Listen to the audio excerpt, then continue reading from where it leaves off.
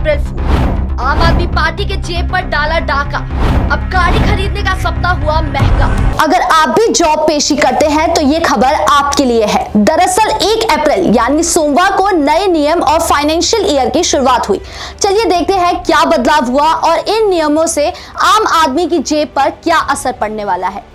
नमस्कार, मैं हूं रात का राज और आप देख रहे हैं जनहित टाइम्स। हर साल अप्रैल के समय ही वित्त सरकार के द्वारा वित्त नियम लागू होते हैं। इस साल भी बदलाव हुए हैं जिसका सीधा असर आपकी जेब पर पड़ने वाला है।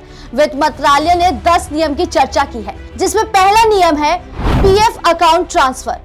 हम जब भी नौकरी चेंज करते हैं तो हमें अपने पीएफ अकाउंट को भी ट्रांसफर करना होता है, पर अब से पीएफ अकाउंट ट्रांसफर के नियमों में बदलाव हो गए हैं। बदलाव यह है कि कर्मचारी भविष्य निधि संगठन यानी ईपीएफओ ने बताया है कि अप्रैल 2024 से पीएफ अकाउंट ऑटोमेटिक ट्रांसफर हो जाएगा। इसका मतलब है कि अब यूजर्स को अकाउंट ट्रांसफर की रिक्वेस्ट नहीं देनी होगी। दूसरा नियम है टैक्स रिजीम। अगर आपने 31 मार्च 2024 तक टैक्स रिजीम सिलेक्ट नहीं की थी तो बता दें कि 1 अप्रैल 2024 से new tax regime default regime हो गया है। इसका मतलब है कि जिन टैक्स पेयर ने टैक्स रिजीम सिलेक्ट नहीं की थी वो ऑटोमेटिक अब न्यू टैक्स रिजीम के तहत आईटीआर फाइल करेंगे। इसके बाद तीसरा नियम है फास्टैग केवाईसी। जिन फास्टैग यूजर्स ने अभी तक फास्टैग केवाईसी नहीं किया है उनका फास्टैग अब से इनएक्टिव हो जाएगा। इसका मतलब है कि अब वो फास्टैग के जरिए टोल टैक्स नहीं दे पाएंगे। दरअसल एनएचएआई ने फास्टैग केवाईसी को अनिवार्य कर दिया था। फास्टैग केवाईसी की डेडलाइन 31 मार्च 2024 तय की गई थी। चौथा नियम एनपीएस अकाउंट लॉगिन प्रोसेस।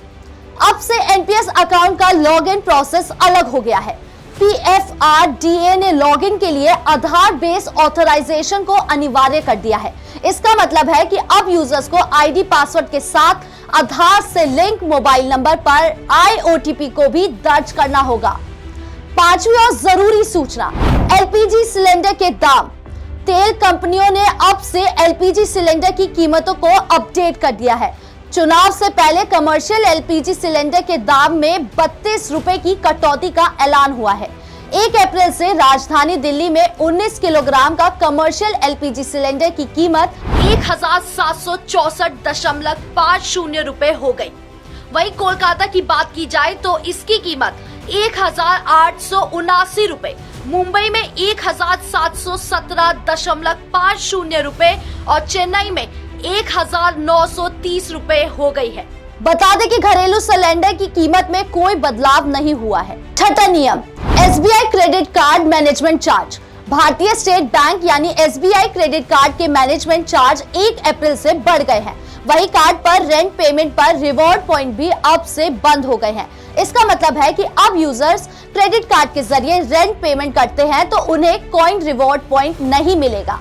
सातवां नियम इंश्योरेंस सरेंडर के नियमों में बदलाव। अब से इंश्योरेंस सेक्टर में भी बदलाव देखने को मिलेगा। अब पॉलिसी सरेंडर पर मिलने वाली वैल्यू इस बात पर निर्भर करेगी कि यूजर्स कितने सालों से पॉलिसी सरेंडर का रिक्वेस्ट दे रहे हैं। आठवां नियम दवाइयों की कीमतों में इजाफा। अब से कुछ दवाइयां भी महंगी हो गई है। ड्रग्स प्राइस रेगुलेटर ने national list of association medicine यानी NLEM ने कई दवाइयों की कीमतों में इजाफा का ऐलान किया है। 9वां नियम पैन आधार लिंक। जिन यूजर्स ने 31 मार्च तक पैन कार्ड को आधार कार्ड से लिंक नहीं किया था उनका पैन कार्ड अब से इनएक्टिव हो गया है। अब पैन कार्ड को एक्टिव करने के लिए आधार कार्ड से लिंक करना होगा।